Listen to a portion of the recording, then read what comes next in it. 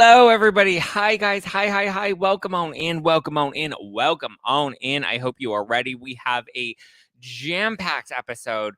Lots to break down. I have finally finished the Casey Anthony documentary, all 3 parts on Peacock. Casey Anthony, Where the Truth Lies. And I'm hoping we can kind of come to a conclusion. I'm very curious what you guys thought. What you guys thought of the documentary. So give me all of your feedback in the live chat or in the comments below. But let's dive in. Oh, hi, it's me, Zack Peter, pop culture junkie, reality TV insider, published author, and host of the No Filter with Zack Peter podcast. Here I'll bring you all the latest news on the Real Housewives, deep dives into celebrity legal scandals, and unfiltered convos with your favorite stars. I've got you covered. And yes, I always keep receipts. So be sure to hit that like button and subscribe for all the latest tea. Now, let's dive in. Okay, who watched the documentary and what are your thoughts of it? I'm very curious to know because there is a lot for us to break down. 3 parts, very long, lots of big accusations. Yes, Pam, please, guys, smash the like button if you are enjoying the show. I'm trying not to drink all my no filter wine in 1 week. Well, I guess that means you got to order another case of no filter wine. It's been selling really well, guys. Thank you so much. I'm very, very grateful for all the love and support that you guys have shown the new no filter holiday collection. If you haven't ordered yet, please order. And if you have ordered and it has arrived, then definitely send me pictures. I want to see you sending me selfies, drinking the wine and getting Litty City and doing the thing. Make it, and let me know what your favorite is. Do you like the make it nice or do you like the, oh my God, I'm lit like a Christmas tree?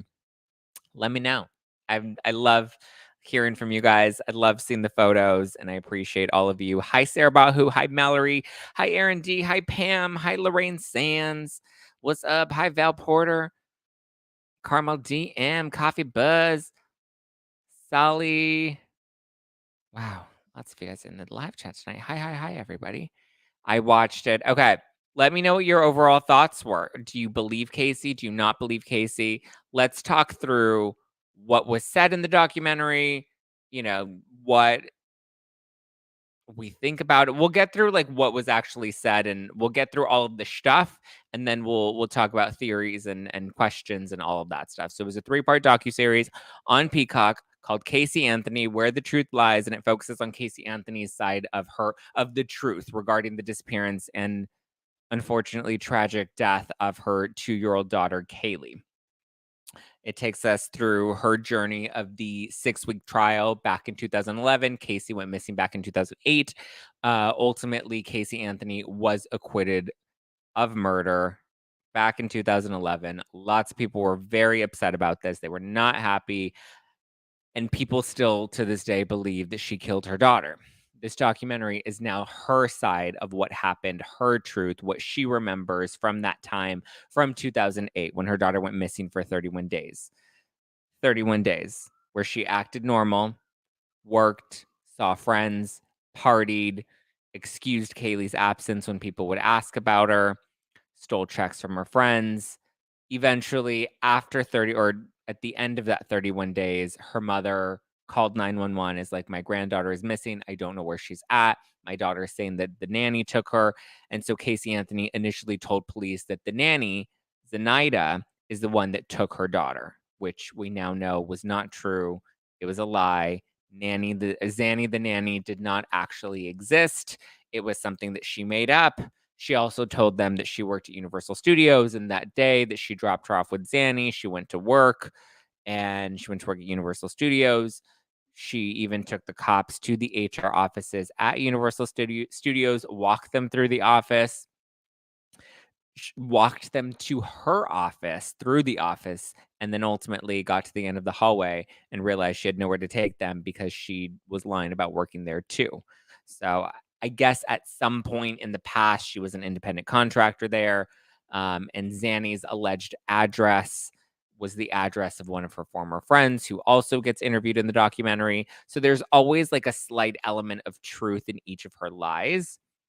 She's now going on record in her first interview ever talking about this publicly for the first time, and she claims that all of the line was built from trauma. It was built off of trauma that she experienced as a child growing up.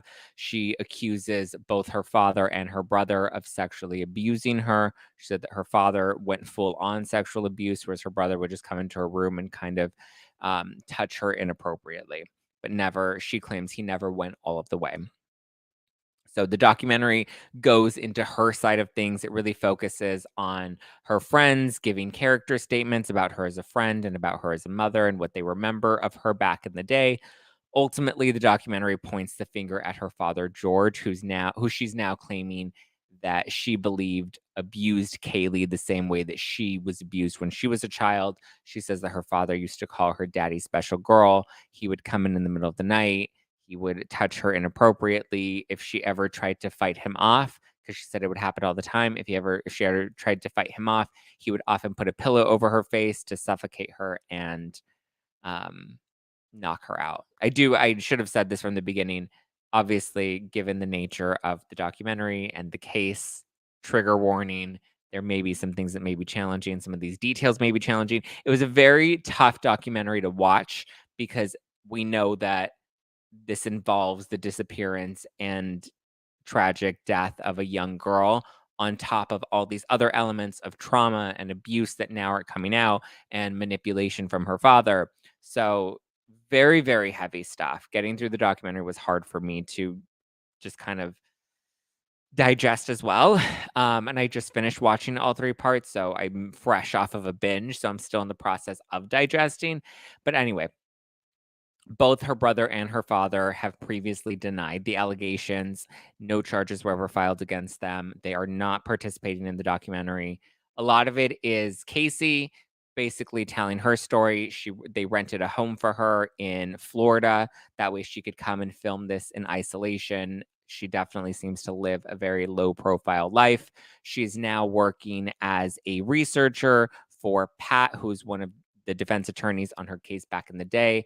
Apparently, after the case, there were a lot of death threats against all the people on her defense team as well as herself. So eventually, Pat ended up taking her in, gave her a job. She lived with him, and now she seems to have a roommate and lives on her own. We don't get too many details about that. She's trying to be super private about it, which is why they didn't film at her actual apartment. They film at a rental house in Florida. So she says that the day of Kaylee's disappearance, she was really tired. She woke up early. She cooked her some food, and then she wasn't feeling that well. So she went to take a nap, and she took a nap with Kaylee right next to her or right in front of her. She said that she was abruptly woken up by her father, even though she also claims that she was a light sleeper and usually locks the door. But she says in this case, it's possible that maybe that day she didn't lock the door. But it's interesting that she does consider herself to be a very light sleeper, and she references why she's a light sleeper based off of the abuse that she claims happened when she was a child. So she claims her father came in, was looking for Kaylee. He's like, "What happened to Kaylee? Where is she?" She didn't know. She's like, "Kaylee never leaves me. Kaylee never wanders off without me. Kaylee doesn't even go to the bathroom without me. Like, she always needs me with her. That's strange that she would kind of just disappear." So her and her father go through the property looking for Kaylee. Eventually, the father produces the body, and the body is soaking wet. It's a lifeless body. Kaylee holds her. Um, Presumably, it appears Kaylee drowned. Or she's soaking wet and she's lifeless. The father takes the body and exits the scene, right? We don't know where he goes or where he takes it or what he does, according to Casey. Her defense team argued that Kaylee likely drowned, and that's how Casey was ultimately acquitted because they painted this picture of an accidental drowning. Casey Anthony today in the documentary is now saying that this was no accident and there's no way that Kaylee drowned because Kaylee wouldn't wander off on her own and there was no ladder that Kaylee could have climbed up to get into the pool. I mean, it's interesting because Casey and her father, Casey Anthony and George Anthony, were both physically in the house on the property at the time whatever happened to Kaylee happened to her. So to me, it's like, how did this little girl just wander? I mean, it is possible that she drowned, but it's also possible that she didn't drown. And so this is kind of Casey's retelling of what she believes happened. She said there's no way that Kaylee drowned. Her biggest indicator is the ladder, the lack of the ladder. The ladder wasn't there. She doesn't remember seeing the ladder there. And so there was no way Kaylee could have climbed up the ladder to get into the pool. Apparently, her father took Kaylee and has held the body captive for those 31 days, telling Casey that Kaylee is okay, but that Casey needs to do exactly as he said and behave exactly as she said. And as long as she essentially plays this game, is kind of the interpretation I took away from it. As long as Casey plays this game, she will get Kaylee back at the end of it and it will all be okay. She says that she never knew what happened to Kaylee and that she believes that her father abused Kaylee the same way he used to abuse her as a child. He says that she likely was made unconscious the same way he used to put a pillow over her face when she was a child. He likely tried to do that to knock her out, and he probably accidentally killed her. And then to cover up what he was doing and to cover up the fact that he accidentally, either killed her or she was left unconscious, he then put her in the pool to make it seem like she had drowned. So I don't know. Then my thought is, it's like, if you knew that she passed away, then, like, why keep her? Like, what are you doing with her? Like, that's creepy. That's weird. I don't know. There are a lot of questions that I still have coming out of the documentary. Casey admitted to lying to the cops and stealing checks from her friends, and you can see them in security footage. She's writing the checks that she had stolen to buy things from, like, Target. And so she ultimately only served 3 years in an OC jail, but never served time for murder. She only served time for lying to the cops and for stealing the checks. Her attorney says that she would not accept a plea deal at the time because she was determined to fight it, and she claims she was innocent. They claimed that the evidence that the police produced that was ultimately incriminating for her, obviously we know she wasn't found guilty, but um, the evidence that they had against her, they claim was inaccurate. They claimed that the scientific method used with that evidence was not the most sound. It wasn't the most accurate. It wasn't scientifically plausible in some cases. So they had a strong defense team, clearly, because they got her off on it. And so they also bring up George's mistress, Crystal Holloway, who testified that George confessed that it was an accident to her. There was also a theory floating around that it's possible that Casey may have drugged Kaylee either accidentally or intentionally, and maybe that's how she died. It's unclear. They all talk about the dad's affairs, the abuse, the funeral. Where at the funeral, he talks about loving the smell of his granddaughter and loving the smell of her sweet sweat, which is definitely makes him look like an abuser. It was very gross. You can tell that there's something there, right? Um, and so that's Casey's truth. Is she doesn't know what happened to Kaylee. She just knows that her father was the last person to see Kaylee, or the last person to be to hold Casey in her body. So that she believed Casey was okay, or sorry, Casey believed that Kaylee was okay this entire time, and that over those 31 days, she was just doing exactly as her father told her, because her father promised her that she would see her daughter again at the end of this. Curious what your thoughts are after watching all three parts of it. If you are liking this video so far and you liked that little brief synopsis, we'll get into some of it a bit more. But don't forget to hit the like button if you're watching this on the YouTube. So, what is my initial conclusion? After watching all three parts, getting Casey's side of it, listening to the trauma, listening to the abuse, listening to kind of her narrative, I don't think we know the truth. And I don't think we ever will know the truth. And I don't think what we got from this documentary was the truth. Overall thoughts of the documentary, I would say it's a propaganda campaign to make Casey Anthony look good. And I'll explain why. I feel like we had a lot of character witnesses. We had a lot of people come out to really speak to her character. I feel like we didn't get a well-rounded side. We didn't get a well-rounded picture of things. I feel like the people that produced this documentary had a very clear agenda, and they went into it wanting to tell the story, wanting to tell Casey's story, and wanting to tell the story that George is the one that killed Kaylee and disposed of her body and was playing this game with Casey. I feel like the interviewer also really kind of bothered me because I felt like even in the questions that we were asking people that agreed to participate in the documentary, we weren't asking them questions to find the truth as much as we were guiding the interviewees to a conclusion that we had already predetermined, right? I just know this based off of my experience interviewing people. And I was even chatting with Kate Casey about this, who hosts the Reality Life podcast. And so she watches a lot of documentaries. She's really into true crime. She interviews a lot of people in the unscripted television world. And I was like, what's your take on the documentary? And she's like, I think Casey Anthony is a pathological liar. And I was like, my issue was, and she agreed, we both think that it was a propaganda campaign. And like the issue for me is like watching some of these interviews, the fact that we see them asking these people questions about the father and kind of guiding them to this direction. And then we see the reaction where they're like, whoa, maybe it really was George. To me, that's not only leading the interviewee, but it's also leading the audience watching it, right? It's a tactic I don't think I've ever used and I would never want to use because to me, it's setting up the person that I'm interviewing with whatever conclusion I want. And that's not your job as an interviewer, especially if you're doing a documentary. I host a podcast. I would never have this tactic in a documentary. When you're doing this with the documentary, the purpose is of finding the truth, right? The purpose is of getting to the bottom of it, not selling people that are being interviewed on what you think the truth is. You're supposed to find the truth and let the truth come out from them, not walk them there, not take them to that door, if you get what I'm saying. And so I felt like a lot of that was happening. And I didn't love that we had those moments where you see people like, oh my God, that makes so much sense. Maybe it was the father. Oh my God, I need 5 minutes. Because that felt very manipulative to the interviewees.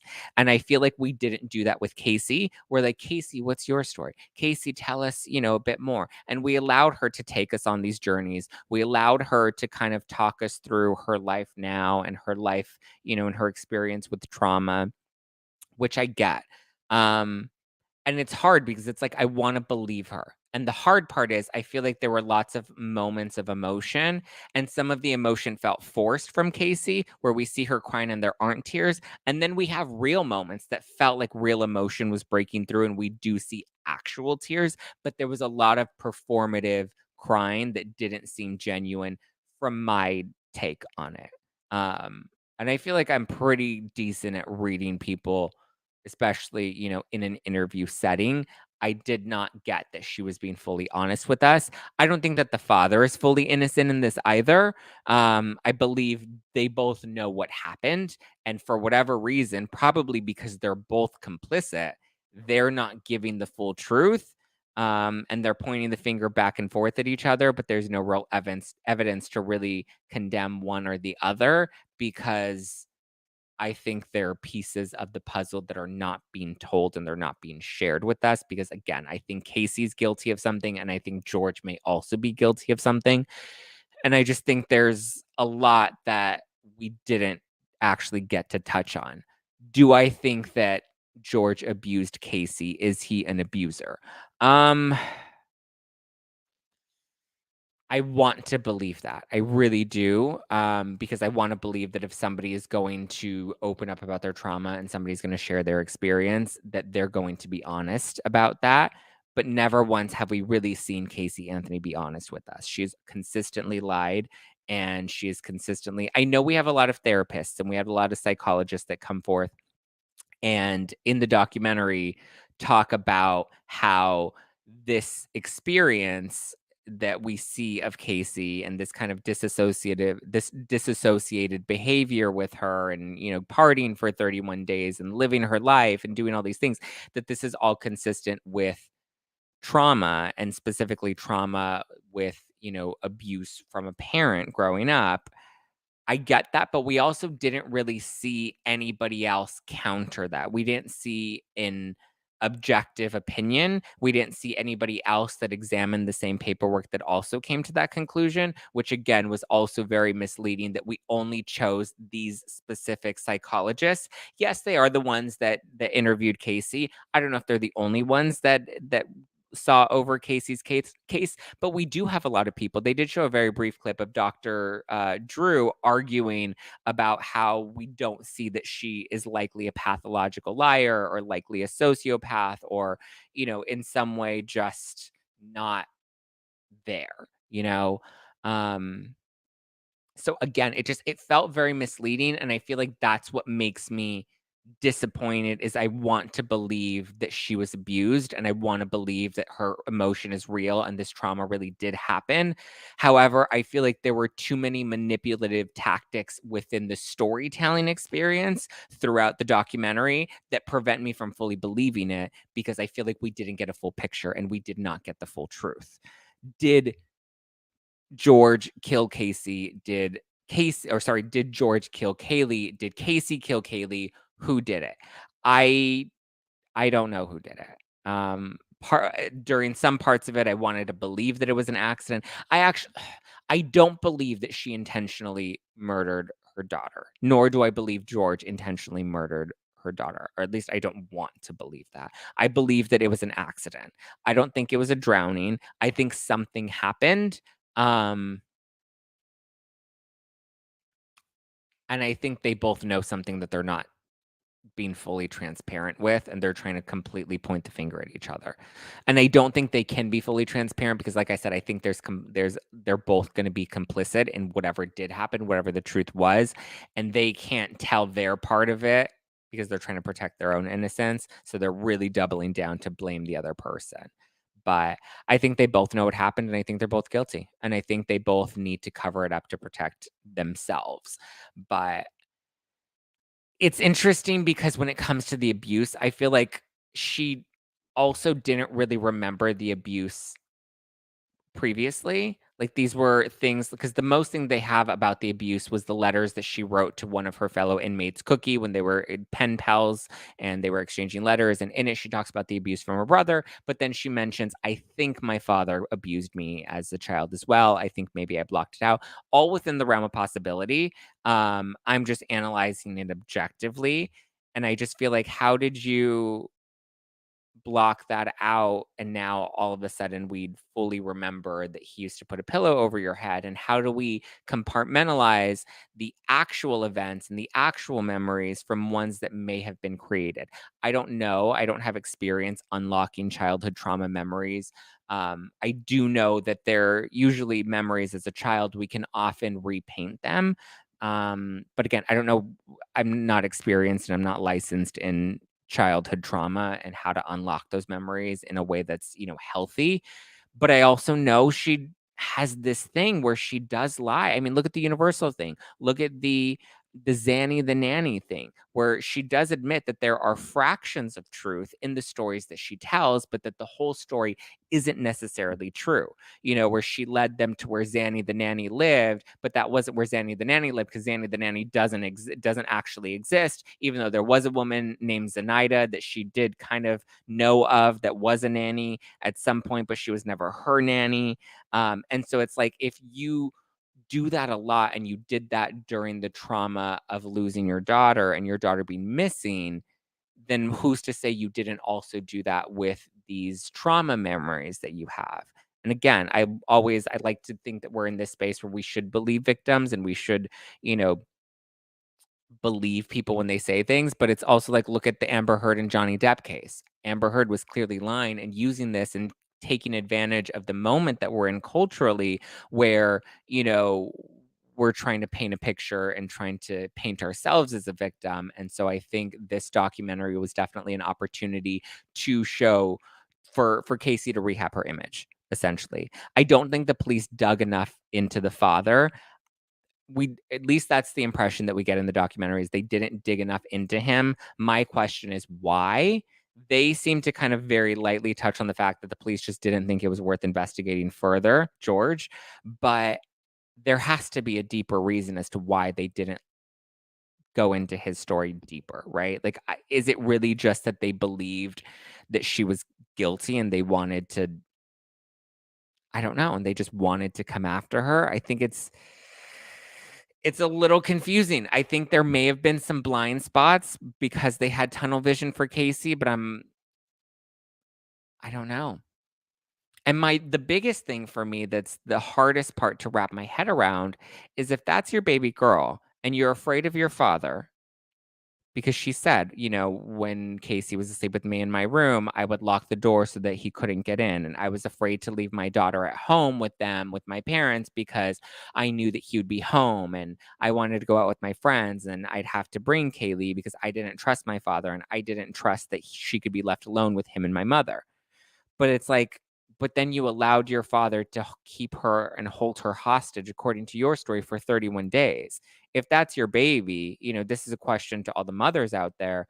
If that's your baby and you know that your baby is with a predator, and if you're so afraid of what your father's capable of, then why would you not fight like hell to get her out of his possession?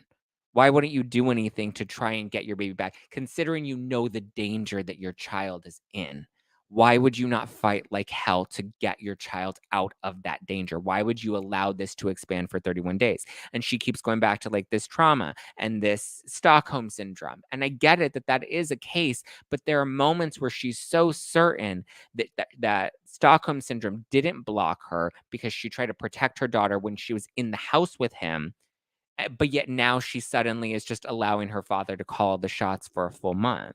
And the mom just doesn't know anything. And like, to me, it doesn't make sense. You allowed your father to hold your daughter hostage because you said you believed that she was still okay. And he kept telling you she was still okay. To me, it doesn't make sense. You're afraid of him being around your daughter, but yet you allow him to keep her for this long. You wouldn't even let him keep her for a few hours. Like, something about that just doesn't add up. And, like, also during those 31 days, like, why go out? Even if it's once or twice, or even if it's just for work, because that's what she said, all these photos of me being out partying. I wasn't even drinking. Um, I was working. I was a club promoter, and I had to make sure I kept working. Like, how is that your priority? Like, isn't it like, I don't know.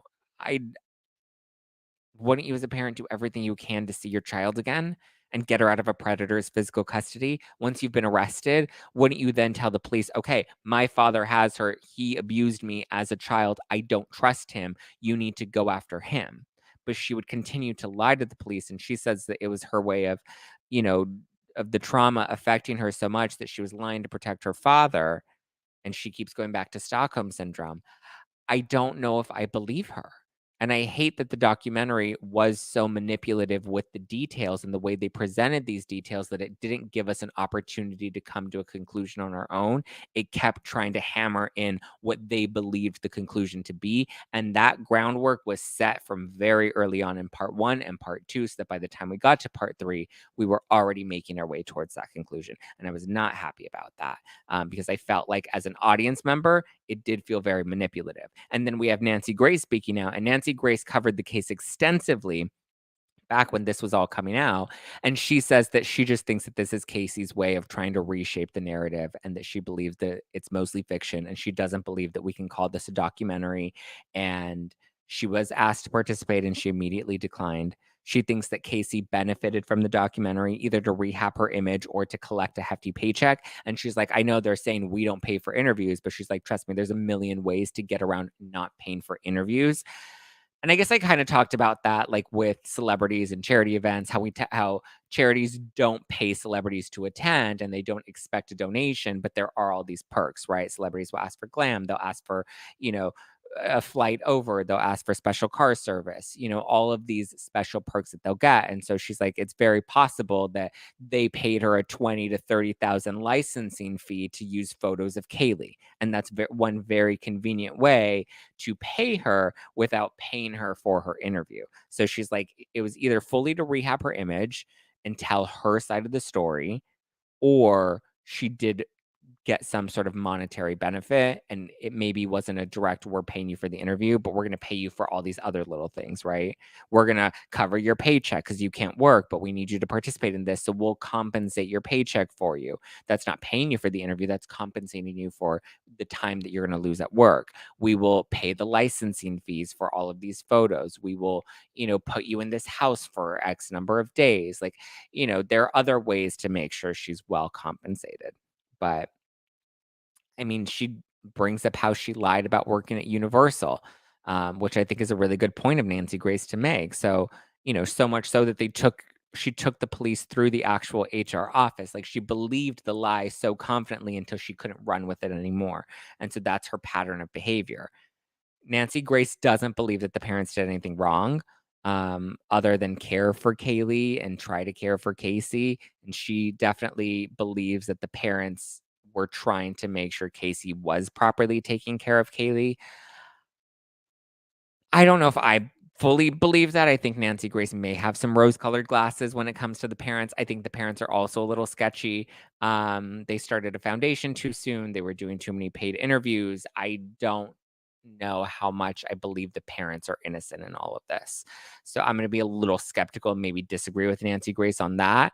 But she says that there's no physical evidence that Casey Anthony was ever sexually abused. And technically that's true. And in chatting with Kate Casey, she seemed to kind of have that same sentiment. And to me, as a woman and as a mother, to see both Nancy Grace and Kate Casey kind of agree in that same point, it did kind of make me change my position a little bit. And she makes the same point I did. Why let him keep Casey for 31 days if she knew that he was such a monster? Like, that just doesn't make sense to me. Megyn Kelly also went in hard on them. She interviewed Jose Baez, who is Casey's defense attorney. She grilled him, rightfully so. She says that she knows Casey got off based off of her defense team's skill and not so much because Casey is innocent. She believes that the team did their job and they did a very good job. Just like OJ Simpson. Many people believe that he's not innocent, or Michael Jackson. Some people believe that he's not innocent. But when you have, a skill set that can, obviously, Michael Jackson, those are just allegations. None of that's ever been proven. Um, OJ Simpson also was let off and not found and found not guilty. And a lot of people will credit that to Shapiro and Robert Kardashian. But so that seems to be Megyn Kelly's approach, is she thinks the defense team was able to kind of convince the jury otherwise, or at least muddy the waters enough for them to not believe that Casey did this, and maybe it was an accident. She also reminds us that Casey went out and was partying the entire time and acting like absolutely nothing was wrong and lied about stuff repeatedly. So if she was lying then why should we believe her now? And those are Megyn Kelly's thoughts. So those is my thoughts. I'm curious. Okay, let me read your comments. I wanted to get through all of that and not be distracted by the live chat. Now let's go through some of the live chat and some of your. Ooh, we got a lot of thoughts in this. Lots and lots of thoughts. Hi Zach, you're well worth the wait. Great choice for book club. Thanks, Val. I'm not going to drink all my no filter wine in 1 week. Listen, I've done it before, girl. I've done it. Okay. So let's see. Pam says, I didn't get to see the documentary. I know I will be able to, but for now, I can't join in. Sorry. That's okay, Pam. We're just glad you were able to welcome on in. Muddy Grace says, I love book club. Are we only talking about this 1 week? Yes. Fresh off a binge merch. Ooh, that's fun. Okay. Muddy Grace says, if her father was doing this for a while and you're so close to your daughter, then you would pick up something sooner than the day of the death. Exactly. Another great point that I think we glossed right over. If you suspected this from your father, then how is it that you didn't? Well, I mean, I guess she does kind of get into that where she talks about how when she would go out, she would make sure she took her daughter with her rather than leaving her daughter at home. So she kind of touches on that. Aaron D said, I never liked the dad in any of the interviews, and the mom just seems like a victim. They had a very interesting relationship. I think maybe it's like an old school relationship where the dad's very controlling and the woman just kind of has to, submit. Sarah Bahu says, I had questions about her memory of the ladder on the pool. I think it's very possible that she fell into the pool and dealing with that was too much for her. Possibly, possibly. That was my thing is she was so confident. Like there are some parts where the details are really fuzzy and she doesn't really remember. And then there are other parts where she's very confident about remembering what happened. And I think the ladder in the pool, to me, I could believe that maybe the ladder was there, but I also don't know if I believe that the daughter just wandered off and the dad didn't detect it and Casey didn't wake up if Casey really is such a light sleeper and the door was closed. Like, how did this 2-year-old little girl wander out of bed if her mom's such a light sleeper, open the door, go out, open the sliding door to go into the backyard, to then climb up the ladder, to then get in the pool, and nobody saw her? To me, it was a little interesting. Coffee West said, I would never, ever have my child around my father if he did that to me. Another great point. Like, why would you live there? She did say that she was saving up and she was trying to get money so that she can get out on her own, but she makes it seem like she was really hustling. And I feel like if you're hustling enough, like you can get a friend to like room with you, right? Like you can split a room together, you can split an apartment together, something, you know? I didn't see it, but I don't believe we will ever know the truth. I don't think so either. Zach, we don't know and we won't ever know. I agree. Definitely very pro Casey and anti dad. I didn't feel like I had someone on the other side saying this is why we don't believe Casey. I feel like I had someone on the other side saying this is why we don't believe Casey. I mean, listen, it's very easy to believe Casey now, considering, I think a lot of people harshly judged her, and I think a lot of people maybe went into this documentary also wanting to continue to judge her. I vaguely remember like seeing this on the news. Let's see, when did the trial was in 2011. So in 2011, I think the daughter went missing in 2008. So this was all over the news when I was a freshman in high school, freshman, sophomore in high school. And then 8, 9, 10, 11. So I think I graduated in 2011. So I must have been 18 at the time. I was homeschooled my senior, or I homeschooled myself my senior year. So I vaguely remembered on the news, and the trial on the news, but I just didn't have much of an interest in it. Brian said, I've just got this intuition that Casey Anthony felt Kaylee got in the way of her fun years. I wouldn't disagree with that. I think that's definitely plausible for sure. Aaron says, my opinion is still the same as it was before the interview. I don't know if she killed her daughter, but I still believe that she knows what happened and she she maybe went into shock. Possibly. I believe she knows exactly what happened for sure. Very shrewd, good observations. I don't think she's in shock now. I was disappointed. Nothing added up. Yeah, and I feel like we just didn't question her. Like we really questioned the detective and we really questioned the people that had other theories about Casey being guilty, but we didn't really grill her. We gave her room to tell her story. But if we're going to tell her story and she's had a history of lying, then I think we have to get to the bottom of what the real story is. And if we're going to question her, then I think we should grill her. Like, we're not talking about a cheating scandal. We're not talking about an accidental car accident. We're not talking about, you know, uh, insurance fraud and the house burned down. We're talking about a 2-year-old girl that went missing for 31 days and her body was found. The remains were found. Like, this is major. If she was traumatized, why didn't her mom ever find out? So she does bring that up. She says that at some point she does tell her mom, I was being abused by my brother. She said she never told the mom about the dad abusing her, but she does say that the brother was abusing her. And she said that she revealed that to her mother after Casey was born, and that the mother said, oh, is that why you're a whore? Ugh. If my child was abused, I know I would keep eyes out and ask questions. Yeah, you wouldn't party. You wouldn't just like be so lackadaisy for 31 days. And I get it. People are like, well, this is a trauma response. And she disassociated. And again, it was too much of everybody in the documentary trying to paint this picture rather than allowing us to see all of the pieces for what they are. It was very much there was a very much a clear agenda within the documentary, and I think a lot of people bought into it without having that objective mind. I went into it wanting to believe like, "Oh my god, are we about to find out that this really was the dad?" And I was very open-minded in part 1. I was like, "Oh my god, am I actually going to sympathize with Casey Anthony? Like, is this really happening?" And then we get into part 2, and then by the end of part 2 going into part 3, I'm like, "I don't believe her. I don't think I believe her." There's something about the way she's carrying herself and the lack of emotion and the overproduced emotion and then just the storytelling of it all. We very much wanted people to believe Casey Anthony coming out of this.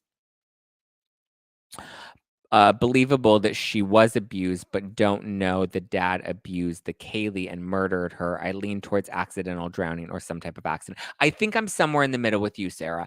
I do believe that the dad possibly abused Casey. I know a lot of people are like, there's no evidence of that. There's no evidence of that. There's no evidence of that. I do believe that something happened at some point. Or maybe it wasn't the dad. Maybe it was just the brother. Maybe it was a neighbor. Who knows? I believe that some abuse happened. And that's why Casey is in this traumatized place today. I don't believe the story that the dad was trying to abuse Kaylee, only because Casey was a lot older when this was happening. And I just don't know, or maybe I just don't want to believe that he would be capable of abusing a 2-year-old. I don't know. It just to me and how did you know? Like, how was he able to take the little girl out of the bedroom with Casey not knowing, and then he was able to do all of this? Like, it just to me, I don't know if I'm subscribed to the dad being the one that did all of this. Accidentally overdosed her. I mean, that's another theory is that there's an accidental overdose, that she maybe gave her something to maybe put her to sleep. Maybe she really was tired and she was like, "Here, let me give you a little bit of something to put you to sleep." And then she actually, you know, maybe gave her a little too much. I don't know. Yeah, the abuse came back in her dreams. I don't know the psychology as much. Sometimes when you tell a lie with pieces, the real truth becomes murky. And that's the thing that has me concerned is we're so confident in this story, but she's already admitted to picking pieces and fragments of the truth and then creating stories outside of those fragments. So there's not a lot of weight that her truth can be believed today. My thought, Kaylee was being a child and acting up. Casey overreacted, accidentally killing her daughter. The father would agree to the defense because J.E. didn't like Kaylee's father. Yeah. I mean, I think that it was likely an accident. I don't know if it was a drowning. I don't know what happened. I mean, there's also the internet search. That was another really big damning piece was on the family computer under Casey's password protected account, there was a search typed in about suffocating, like how to what was it? It's in my notes somewhere. Something about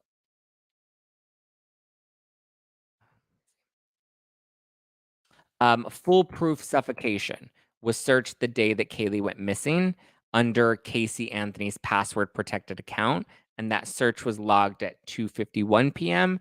And apparently George had to be at work at 3 p.m. So there was something about that that was also a little fishy. Why are you searching that? And she said, oh, well, it's because our family had each other's passwords. There were no secrets. Only when there was abuse, then there were secrets, but there were no secrets with each other's passwords. We all knew each other's passwords, and his work was super close. So it was possible that he could have searched that at 2:51 and then made it into work by his 3 o'clock. Maybe it was a few minutes late, but we were super close. He was less than 10 minutes away from our house. Even if you are less than 10 minutes away, there's no plausible way that you're going to be searching something on your computer at 2:51 and then still make it into the office, even if you're a couple minutes late. You're logging into an account, you're searching an account, you're looking up whatever information that you were trying to find. You're not just typing in that search just to type in that search. Why would he use her account unless he was trying to frame her? And they do try to paint that as well as he was trying to frame her and he was trying to get her the death penalty, and his stories in the media and his stories on trial weren't adding up. Um, I don't know. I do think that's fishy though, and I don't believe that they all just openly had each other's passwords and were openly logging into each other's accounts. Is the mother mentioned at all? Very lightly. We don't really talk about the mother at all, except in association to the father, which again, why don't we talk about the mother? Why are we not exploring her as an option as well? Why is the entire documentary series focused on telling Casey's story about the father? If it's a documentary and you're trying to paint the picture of what really happened, then talk us through all of it. Talk us through the potential other suspects. Talk us through other theories. We didn't have many theories. We had one very clear theory that we were building the audience to, which to me was fishy. Um, Mary Jane says she's a liar. I believe she is responsible for Kaylee's death. I'm starting to lean that the more I digest the documentary. Who is Kaylee's father? Was he interviewed? Oh, he was not interviewed because he was not involved. What was it? It was like somebody. Oh my god, it was in part 1 where they explained that she didn't know him or didn't tell him or he's off married to somebody else. I don't remember the exact story of the father, but he was not of Kaylee's father, but he was not in the picture, and I don't believe she told him that she was pregnant. From my recollection. It's in my notes, but I don't think it's that deep. If she was being or had been abused, she would never let him near her daughter. Never let him near her daughter, let alone allow him to hold her daughter hostage for 31 days while she's in jail.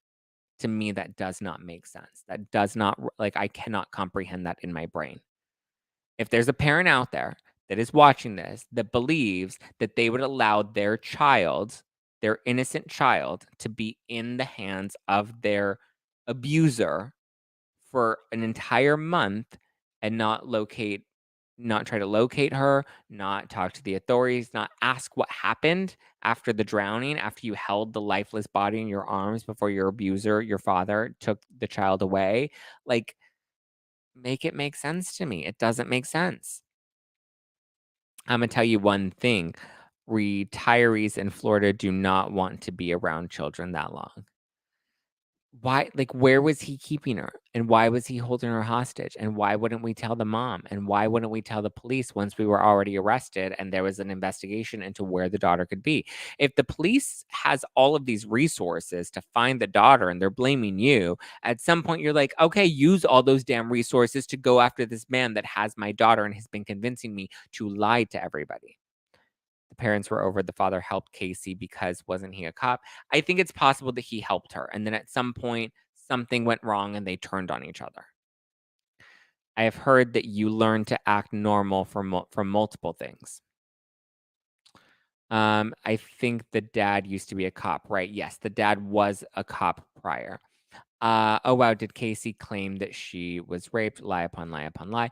That is the new accusation that she's making against her father in the documentary. She also claims that her brother was inappropriate with her at all.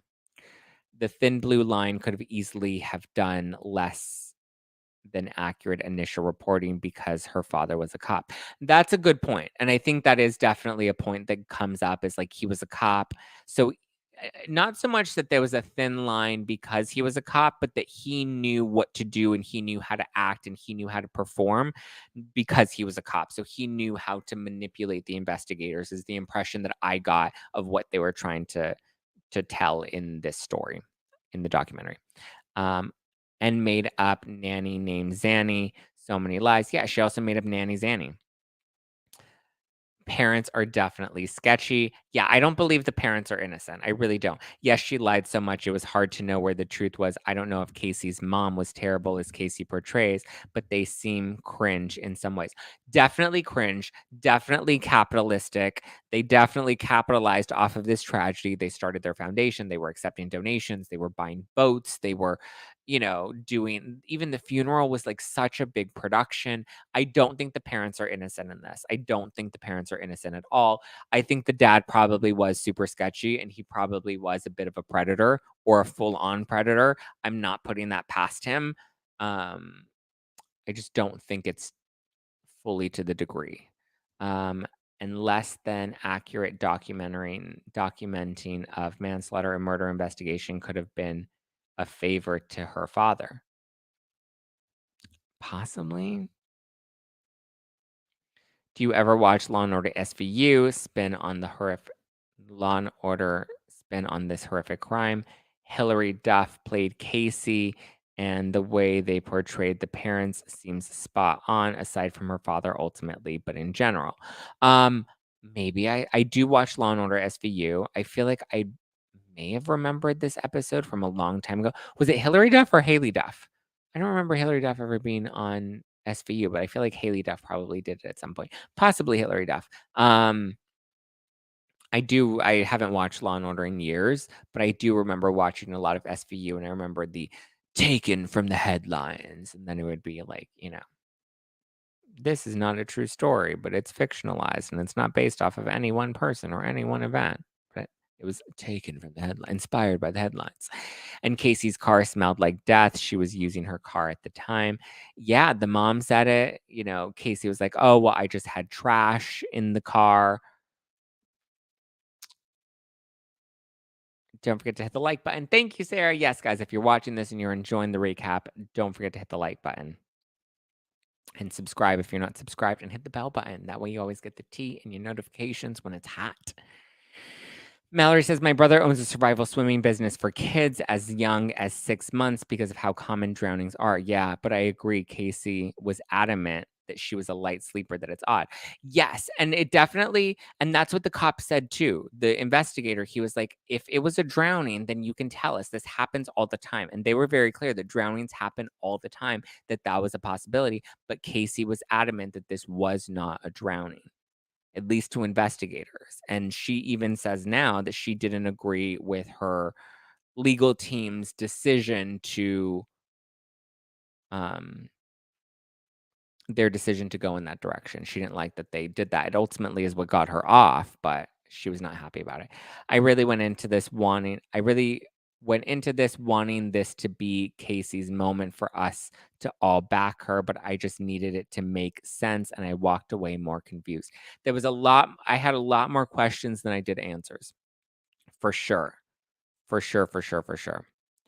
I believe she was sad her daughter died, and it was just sad all the way around. Yeah, believe a lot of her reaction was maybe a trauma response, like a grief trauma response is what I should say. I believe that there was some disassociation, possibly a coping mechanism that she really did use growing up. But again, it's hard to believe what she actually says, because there were so many stories that she told us where and we opened the documentary with that there are fragments of the truth in these stories, and sometimes they're not as exact as we would think. I remember this, and I remember, and the Amanda Knox case were front and center around 2010. I lived in Italy at the time. Yes, I remember Amanda Knox. Exactly, Zach. This is major. Why wouldn't she tell her mom and her dad? I would have. I also investigated all the time, even with my siblings, let alone my son. Why wouldn't a mom? Exactly. Kaylee was found buried in a shallow grave close to Casey's house. Yeah, it was 11 houses down, with bondage over her mouth, with a kiss sticker over her mouth, lips in a kiss pout. I remember this on television. They do kind of talk about that. I believe her defense attorney was saying that one of the members of her defense team, the forensic person, was saying that the tape was never actually over her mouth. The tape was possibly on the bag and possibly was never touched her mouth. There was something weird about that I remember her defense team trying to make when they were attacking all of the evidence that they had against Casey. And I just remember thinking that was like a really interesting theory. Last podcast on the left has a 4-part deep dive into this case, and it's absolutely worth a listen if you're interested in the fine details of the case. But yes, Val was found in that manner. Okay, so Valerie, if you listen to that 4-part, sorry, Mallory. If you I mixed Val with Mallory, I apologize. If you caught all 4 parts of that, I'm curious what your take on all of this is after listening to all of those fine details. I've listened to Megyn Kelly's post coverage. I've listened to Nancy Grace's post coverage, just because they both covered it so extensively back in the day. They're both women. They're both mothers. So to me, you know, yes, Mallory, it was the only thing on the news at the time. when you're looking at a pattern of behavior, Casey mixed a little truth with her lies. I think she was sexually abused, but by who exactly? I agree. By who? Was it the brother? Was it the father? Was it possibly something else? Was it something that happened repeatedly? Was it something that happened one time? Or is this similar to to Nanny Zan or yeah, Nanny Zanny? Was this somebody else's story that she was then recycling? Because Nanny Zanny was never her nanny. She just knew of Zenaida, who was a nanny elsewhere and a nanny to other people, but she never really knew her personally and she never watched Kaylee. So, is it possible that this whole story was somebody else's story that she's now recycling and regurgitating? I didn't remember the sticker on her mouth either. A little disclaimer on those last podcasts on the left, dudes can be a bit much with their dark humor, but if it's some splice, this is a docu spin. It was definitely a docu spin for sure. Oh my god, there are so many comments. Okay, trying to keep up with all of them. Of course, back to blaming her father again. I watched the documentary on A&E a few years ago about her parents. They went through it. I feel sorry for them. He did not help her, not possible. Oh, interesting. So you think she acted alone, Susan? George was retired in Ohio. He didn't have connections in Florida. Also, interesting piece of context to add to the conversation. I think that's why the documentary didn't necessarily lean on him having connections with the police station, but they definitely leaned on him knowing how to work the system, being that he was a cop. Zanny the nanny equals Zanny the nanny, as in Xanax to make Kaylee sleep. Yes, I know one of the guys in the documentary, I think it was one of her former friends, also makes that case about Zanny the nanny being Xanax and that they believed that Casey would give her daughter Xanax in order to knock her out. And so the theory was that she gave her too much Xanax. Now, I don't know. Again, I'm not a coroner. I don't know how to do a medical examination of a corpse after 31 days and after, her body being in chlorinated water. Is it possible that like, how did they not know that she didn't die in the pool? Like, wouldn't you be able to see water in the lungs? Like, wouldn't a medical examiner be able to determine whether or not she was suffocated or she drowned in a pool? Unless, I mean, or she drowned of drugs. Like, wouldn't there be drugs in her system? Or would the drugs have already passed her system after those 31 days? I mean, if she died and the drugs were in her system when she died, would there still be traces of something? And I don't believe they ever found traces of drugs in Kaylee's body. Again, more questions than answers. I think she was giving her daughter something in a rag and made her sleep, and she went out to party one night, and then she gave her too much. That definitely seems to be a theory that's plausible for sure. No way her parents were involved in Casey's death or the disposal of her body. Cindy and George were watching Kaylee all the time, and they needed Casey to be a mom, so they told her she needed to take more responsibility of Kaylee. Casey was partying and couldn't get a sitter. Yes, and that definitely seems to be the narrative that Nancy Grace was pushing about how the parents were trying to make her a more responsible parent. Um, but the documentary does not show Casey as a party girl at all. Her telling of it is she was only out at these clubs because she was a club promoter and she wasn't even drinking there. She was just there to work. And then the her defense team also, and like I get why her defense team would back her, right? Because if they were to change any of their story, that would make it look like they didn't do their job back then. Like, of course they're gonna believe her.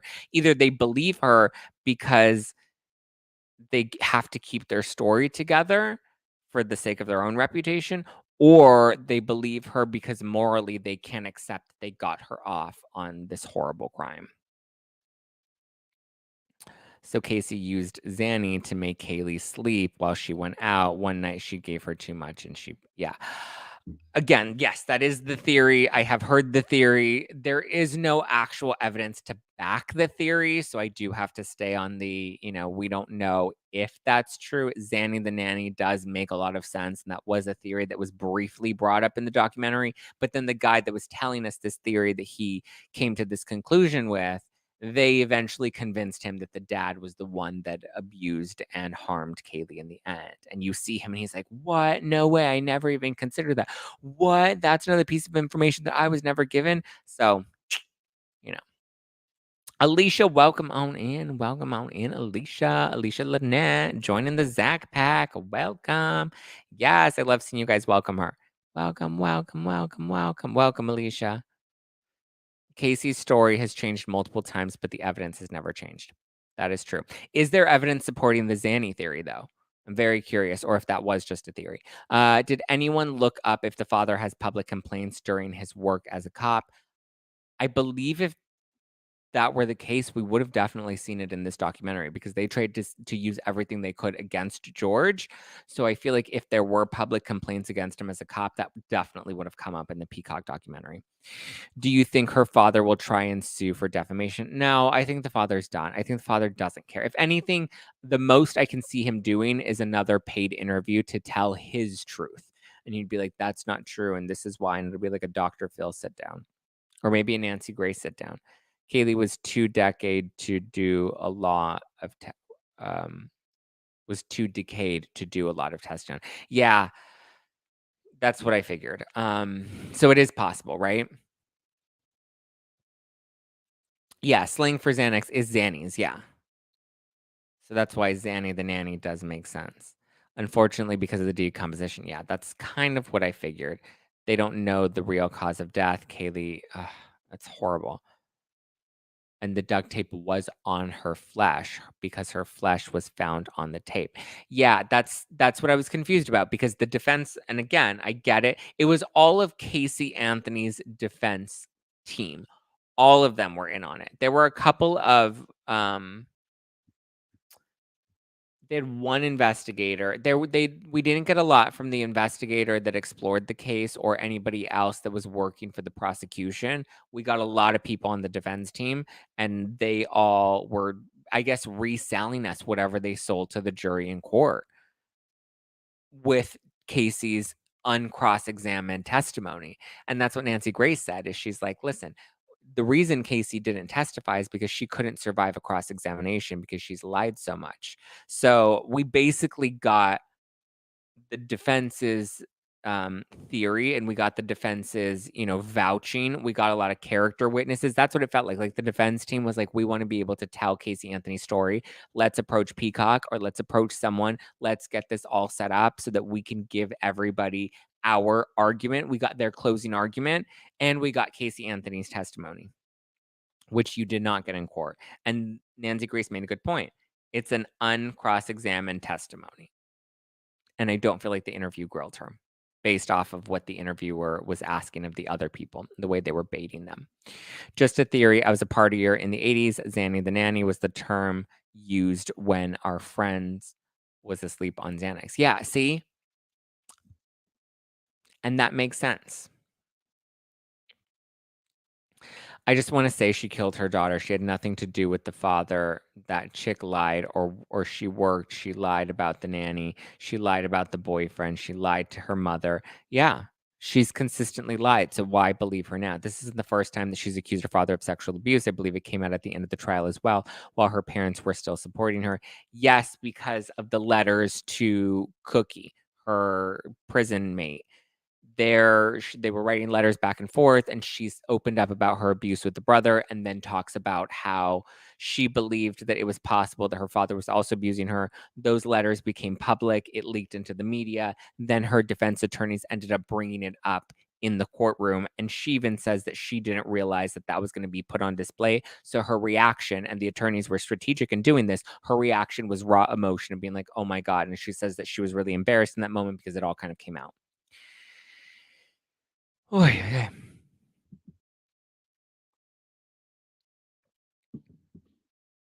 I think she might have had Kaylee's body in her trunk for a while because they found, because where she was found, you would think she could have recovered sooner.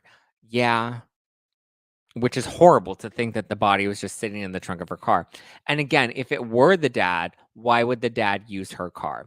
And I know she tried to be like, "Oh, well, I left some trash in the back trunk, but, like, that smell was awful." Like, I don't know, it was all very confusing. So I think ultimately it was trying to throw something at the wall and see whatever sticks. Yeah, I agree, and mixed with some truths. I agree. I believe when she got the funeral piece where the dad was talking about the smell of the sweet sweat of his granddaughter, that's when she was really starting to piece together how she was gonna tie this whole story all in. Did you see the other Casey Anthony documentary from the investigators? Also in Peacock, they investigate the prosecution and defense theories. I saw that it was up, but I have not actually watched it yet. I've been watching body language experts, and they all say she lied. She lied recently in the documentary or lied back then? They definitely try to paint this picture that, like, everybody, um, was just trying to make her out to be a party girl, and everybody had these crazy theories of her, but nobody knows the real truth. I think that Casey acted alone and really didn't want the responsibility of a child at such a young age. Party girl who should change her name to Pinocchio. Yikes. Thanks for clarifying the letter, Zach. Yes. Um, Her mom's 911 call sounded legit to me. I agree. The mom's call sounded legit for sure. Again, I think there's something with the parents, and I think they're a little sketchy just with the way they were acting post is it postmortem? Like once they or I guess when she was missing, and they were doing all these interviews and like trying to bring a lot of press attention to it. That is a little sketchy. I guess if your granddaughter is missing, you're gonna want to do a lot of you're gonna want to try to bring as much attention to it as possible. I don't know, guys. My goodness, my goodness, my goodness. That 911 call is still chilling to this day. I agree. I agree. Wild. Okay. Wow. We beat this to a dead horse. Well, wrong choice of words. We really went through that. We dove deep. We really covered this case thoroughly, or this documentary thoroughly. Very interesting. What are your closing thoughts? What are your theories? I mean, I guess a lot of you said that. I guess the common consensus is that we think she accidentally may have drugged the child, and that's how she died. And then she had to dispose of her. And I don't know. It's really, really weird. Good summer, guys. Yeah, I like that we all kind of stitched together our different ideas. It's okay. Humor keeps me from crying. That's my theory, Alicia. Humor keeps me from crying, but I know there are some sensitive Sallys in the bunch, and so sometimes I try to be a little more mindful for them. The grandmother was a nurse. She called 911 and said, "My granddaughter is missing for 31 days, and the car smells like there's a dead body in the car." Yep, I remember. Very chilling. Very, very chilling. Yes, Zach, we thrashed this out. Closing thought. Let's just call her Casey. Kids are a 2 to 5 year commitment, Anthony. Yikesies. Thank you everyone for the conversation. Definitely want to chat after watching. Gotta run. Oh, you're leaving already, Aaron? Well, it's great to chat with you. Cindy and George were behaving oddly because they were under insurmountable stress, and their daughter and their granddaughter were involved. I can't imagine being in that pressured position. Yeah, and that again seems to be what Nancy Grace seems to be hammering in. Um, and that was her take back then, and that's her take now. Because Nancy Grace, I don't believe, watched the documentary, but she's like, listen, this is what happened. This was the case. I hear that this is what she's trying to say. I don't believe that to be true because there's no evidence of that. I think Peacock could have spent that money on a better story. I think giving Casey the platform with no real facts of her allegations was whack. Yes, but Nancy Grace, I hate to go back to her, wasn't Megyn Kelly. One of them in their critique of the documentary was saying, like, I think it was Nancy Grace, was saying that true crime is super profitable right now. I mean, the same thing with like Dahmer. They did a scripted series on Netflix, and you know, I feel like exploiting these crimes It makes people money. It's bankable. It's profitable. We're interested and we're going to watch it. And we were interested and we definitely watched it. And they made a ton of money off of that documentary. I don't think Casey Anthony did this for free. I believe there were probably some loopholes that they snuck her some cash, or at least benefited her in some sort of way. And yeah, um, given the circumstances, poor baby. I know. My heart breaks for this little girl still to this day. Thinking of her own daughter as a killer, that's a lot to come to grips with. Yeah. And not just a killer, but of her own granddaughter, of her own daughter. Just wanted to tell everyone that Ice Queen sweatshirt is so soft and cozy. Isn't it so cozy on the inside? It's like, it's yummy to like wear it and you're like comfy on the couch and drinking some wine and watching some Housewives. Yes, if you guys want to order the ice, what is it? The Ice Queen Can Take It sweater pullover. It's available on in the merch shop at justplainzack.com/merch. Justplainzack.com/merch. We also have the biggest bully in Hollywood t-shirt. So if you guys have started to get some of the new merch, definitely send me pics. I want to repost and share and tag you. Sorry, I'm half asleep. I meant definitely want to chat after the documentary. Oh, yes. Yes, yes, yes, yes, yes. Um, I think she's guilty AF. Yeah, I think as I'm starting to digest it and talk through a lot of all of this and listening to some of you guys that used to watch it back or watch the case back when this was all live, I think we're all kind of coming to the same conclusion. I think their family treated effed up shit as something you don't talk about, look the other way. Yeah, I agree. 100%. Excellent choice for book club. We all had opinions, observations, kept us all engaged. Yes, I agree. I think it's more fun when we see the documentary club. Definitely. I love doing book club because I get to recap and give you some of my thoughts and theories. But I feel like documentary club, because this was similar with the Playboy documentary when we did that after Holly Madison's book, it's a little more engaging because we all watch and then we all have thoughts and feedback and whatnot. So this was definitely fun. True crime is a huge industry. Oh, 1000%. I stayed up for the Zack Pack. You're worthy of being tired. Oh, you guys are so sweet. I was gonna say, I think we'll do a members only live stream, like an after party live stream this week. This week's gonna be tough. Maybe we do it next week. Maybe around Christmas. Like, yeah. Unless everybody's busy. Maybe the weekend after the weekend of Christmas. That way we can like celebrate the holidays together. So everyone's gonna have to order their wine now. That way you have it for next weekend. That way we can all drink and get Liddy City and Kiki. And I have some maybe a little tea to spill. I don't know. There's some tea. So yeah, that'll be fun. I'll let you know exactly what date. We definitely need to do that for this month for the Zack Pack members, YouTube members, which Alicia just joined. So she'll get to join us for that. So we'll see. I'll let you know on the exact timing. I just know right now it's really hard with like work and stuff, but I know the last 2 weeks of the year, LA completely shuts down and the world completely shuts down. So that'll be kind of nice and we'll be able to catch up on some of that extra fun stuff. And I have some like behind the scenes vlogs and stuff that I'll be uploading this month as well. Exploiting these crimes brings it back fresh for the victims. Unfortunately, the victims are gone. But the people around them, yes, absolutely. The family, the people that are affected by these crimes that aren't just the victims, definitely have to be re-exposed to all of this over and over and over. I just hope Kaylee did die peacefully in her sleep and didn't suffer. Bless her sweet soul. I hope so too. I never want to see a child go through any of those possible theories, whether it was the drowning or the abuse or, you know, it definitely, at least from what we know, it did not appear that there was like physical harm or abuse done to her. So I have the biggest bully t-shirt. It's so cute. Isn't it also comfy? I love the biggest bully t-shirt. I love a tri-blend shirt, and usually the merch comes in tri-blends. This isn't really a tri-blend, but it is kind of a multi-blend. It's a little thinner, it's comfy, it's a good vibe. Okay.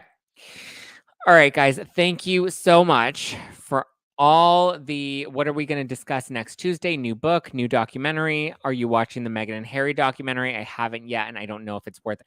Okay, should we do the Megyn and Harry documentary? I know I've been shitting on it, and I'm like, I'm not watching that propaganda bullshit.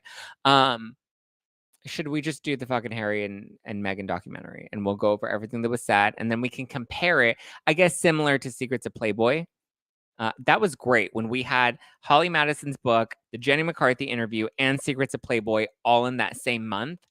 That was like a perfection, and the universe really timed everything correctly. So maybe we do another documentary club, and it's focused. I just don't want to watch the Meghan and Harry docu-series, but if we watch it to compare it to Tom Bower's book, maybe. I don't know. What do you guys think? Well, there's one thing for sure we know out of this week. We know how someone died on the White Lotus. I don't know how someone died on the White Lotus. I haven't watched the new season yet. I've been trying to catch up on everything else, and then Spotify has had me on a million different um episodes of stuff. I'm recapping my Real Houses of Miami, which is out now, guys. So actually, yeah, great. I'm glad that I have you guys. If you're watching Real Houses of Miami and you're enjoying it, my recap will come out every Tuesday on the Ringer Reality TV podcast. So you can go on Spotify and subscribe to the Ringer Reality TV podcast. And every Tuesday, you will get my recaps with my girl Chelsea Stark Jones. We are recapping Real Houses of Miami. So I watched that over the weekend. I watched the Casey Anthony documentary over the weekend. I'm also going to be recapping the new season of The Circle on Netflix. I don't know if any of you guys have watched The Circle. I loved the early seasons of The Circle, and I'm glad that I'm catching back up for season 5 because we'll be doing recaps for season 5 of The Circle that'll be coming out on Wednesdays starting the end of this month. And then in January, I'm going to be doing some recaps of Traders, which is the new Peacock competition show with Brandi Glanville and Reza Farahant and Ari from The Bachelor and Kyle Cook and Kate Chastain, all of that good stuff. So, yes, all of those. I've been having to watch a lot of content on top of all the regular Bravo content. So stay tuned for that. There is a lot more to come. I don't think I watched Real Houses of Potomac this week. I think I might. Oh, I have to prepare. I have a very early morning of interviews tomorrow. And we're decorating the Christmas tree with my grandpa tomorrow, finally. Yeah, tomorrow's going to be a busy day. Maybe I will watch Potomac tonight, though, just to kind of decompress. Yes, please discuss Harry and Meghan. Okay, fine. I've been watching Meghan and Harry, the first 3 episodes, and the next 3 air on the 15th. All right, then we'll do Meghan and Harry. We'll see what it is and how people are feeling. Yes, let's discuss Meghan and Harry. I need to watch the White Lotus. I need to watch White Lotus. I cannot wait. Miami is awesome so far. Miami is great. I had lots of thoughts and feelings. Happy to see you on the Ringer recapping. Yes, I am too. So subscribe because we had a lot of hot takes about Real Houses of Miami. So you can hear them. I'm probably not. I'll have to check out Traders. Oh, I thought Traders is in Trader Joe's. I was like, you've never been to Trader Joe's? Traders, yes. It comes out on Peacock in January. I may have gotten, I don't know if I'm allowed to say, I may have gotten a screener. It's under embargo, so I'm not allowed to talk about it, but I did get some screeners and it is really good. And yeah, so stay tuned. That'll be coming in January. Oh, yes, Miami is amazing. So go get my recaps on the Ringer Reality TV podcast. Stay tuned for Traders recap. Stay tuned for the Circle season 5 recap. It's all coming at you. All right. Love you guys. Have a wonderful night. Ciao for now. Bye.